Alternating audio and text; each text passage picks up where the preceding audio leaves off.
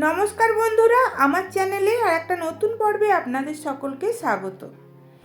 আমার আজকে রেসিপি রাঙালুর ভাজা পিঠে।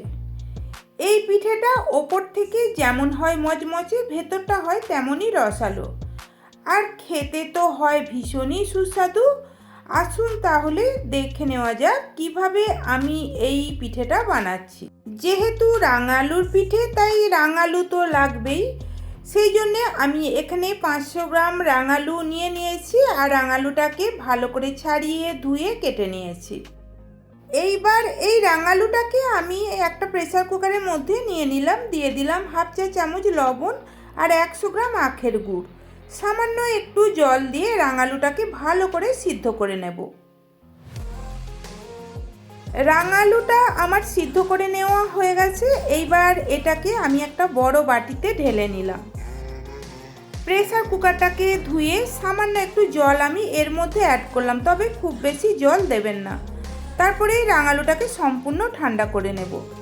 এইবার আমি একটা ভাজা মশলা বানিয়ে নেব। তার জন্য গ্যাস অন করে কড়াই বসিয়ে দিয়েছি। কড়াইয়ের মধ্যে দিয়ে দিলাম একটা শুকনো লঙ্কা, 2 টুকরো ডালচিনি, 2টো লবঙ্গ আর দিয়ে দিলাম একটা ছোট এলাচ। তারপরে এগুলোকে কয়েক সেকেন্ড শুকনো কড়াই ভেজে নেওয়ার পর আমি এর মধ্যে দিয়ে দিলাম 1 চা চামচ গোটা ধনে আর 1 চা চামচ গোটা জিরে। আবারও সব কিছুকে লো ফ্লেমে 1 মিনিট মতো ভেজে নেব। শুকনো মশলাটা 1 মিনিট মতো ভেজে নেওয়ার পর আমি গ্যাসটা অফ করে দিলাম। তারপরে এটা ঠান্ডা হয়ে গেলে একটা ছোট মিক্সিং জারের মধ্যে নিয়ে নিলাম আর এটার একটা পাউডার বানিয়ে নিয়েছি। তারপরে পিঠের পুরটাকে বানিয়ে নেব। তার জন্য গ্যাস অন করে কড়াই বসিয়ে কড়াইয়ের মধ্যে দিয়ে দিলাম একটা মিডিয়াম সাইজের নারকেল কোড়া আর 150 গ্রাম আখের গুড়। এখন গ্যাসের ফ্লেমটাকে মিডিয়ামে রেখে এটাকে ততক্ষণ নাড়াচাড়া করে যাব যতক্ষণে না এটা একটু শুকনো শুকনো হয়ে যাচ্ছে আর এর মধ্যে একটা চটচটে ভাব এসে যাচ্ছে। মিডিয়াম ফ্লেমে 5 মিনিট নাড়াচাড়া করার পর দেখুন পুরটা শুকনো শুকনো হয়ে গেছে আর এর মধ্যে একটা চটচটে ভাবও এসে গেছে। এখন এটাকে আমি একটা আলাদা বাটিতে নামিয়ে নিয়েছি। অপরদিকে সিদ্ধ রাঙালুটাও আমার ঠান্ডা হয়ে গেছে। এটাকে আমি হাত দিয়ে ভালো করে মেখে নেব।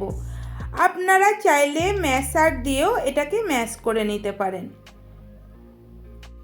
দেখুন রাঙালুটাকেও ভালো করে মেখে নেওয়া হয়ে গেছে। এইবার এর মধ্যে আমি অ্যাড করলাম ওই ভাজা মশলা যেটাকে আমি বানিয়ে রেখেছিলাম। তারপর ভাজা মশলাটাকেও এই রাঙালুর সঙ্গে ভালো করে মেখে নিলাম। এইবার অল্প অল্প করে চালের গুঁড়ো দিয়ে একটা সফট ডো বানিয়ে নিতে হবে। তবে একেবারে সব চালের গুঁড়োটা দিয়ে ডোটা বানাতে যাবেন না, তাহলে ডোটা শক্ত হয়ে যেতে পারে আর ডো শক্ত হয়ে গেলে পিঠেগুলো শক্ত হবে। এইভাবেই অল্প অল্প করে চালের গুঁড়ো দিয়েই ডোটাকে বানিয়ে নেবেন।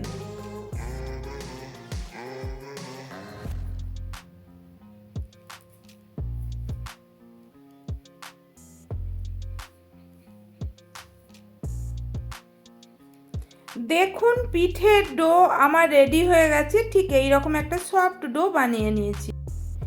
এইবার আমি পিঠেগুলোকে বানিয়ে নেব। তার জন্য অল্প একটু ডো নিয়ে 2 হাতে তালু দিয়ে এটাকে গোল বলের মতো করে নিলাম। এখন বুড়ো আঙুলের সাহায্যে এটাকে একটা বাটির শেপ দিয়ে নিলাম।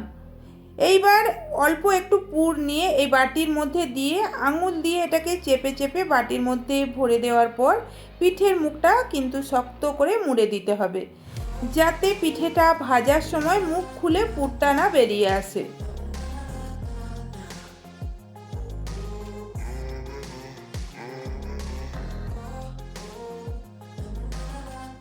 একটা পিঠে আমার বানানো হয়ে গেছে, আমি আর একটা পিঠে বানিয়ে আপনাদের দেখাচ্ছি।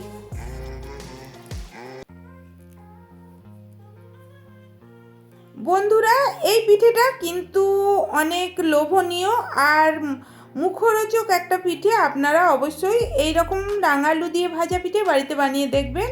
আশা করছি আপনাদেরও ভীষণ ভালো লাগবে। দেখুন আমি আর একটা পিঠে বানিয়ে নিয়েছি। এইভাবেই আমি বাকি পিঠেগুলো বানিয়ে নেব। অপর দিকে পিঠেগুলোকে ভেজে নেব। তার জন্য গ্যাস অন করে কড়াই বসিয়ে কড়াইয়ে দিয়ে দিলাম সাদা তেল। তেলটাকে প্রথমে হাই ফ্লেমে খুব ভালোভাবে গরম করে নিতে হবে।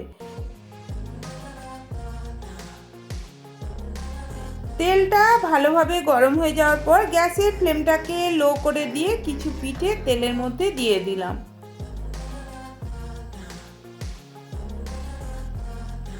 এখন গ্যাসের ফ্লেমটাকে মিডিয়ামে রেখে পিঠেগুলোকে ভেজে নেব।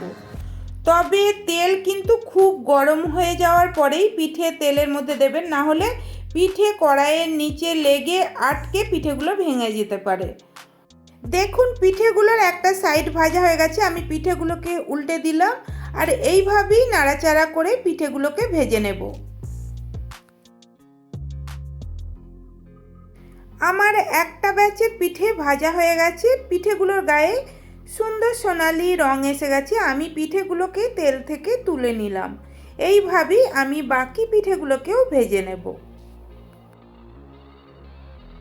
সবকটা পিঠেকে ভেজে নেওয়ার পর এইবার আমি আপনাদের দেখাবো এটা কতটা মুচমুচে হয়েছে। দেখুন এইভাবে পিঠেটাকে চাপ দিলেই পিঠেটা ভেঙে যাচ্ছে, আর এটা ভেতরটা যেমন সফট হয় আর তেমনই রসালো। তাহলে বন্ধুরা, কেমন লাগলো আমার আজকের এই ভাজা পিঠের রেসিপি? যদি ভালো লেগে থাকে অবশ্যই লাইক, কমেন্ট, শেয়ার আর আমার চ্যানেলটা সাবস্ক্রাইব করার অনুরোধ রইল। পাশে থাকা বেল নোটিফিকেশান অল করে রাখবেন, যাতে আমার সমস্ত ভিডিওর আপডেট সবার প্রথমে আপনাদের কাছে পৌঁছে যায়। সবাই ভালো থাকবেন, সুস্থ থাকবেন। ধন্যবাদ।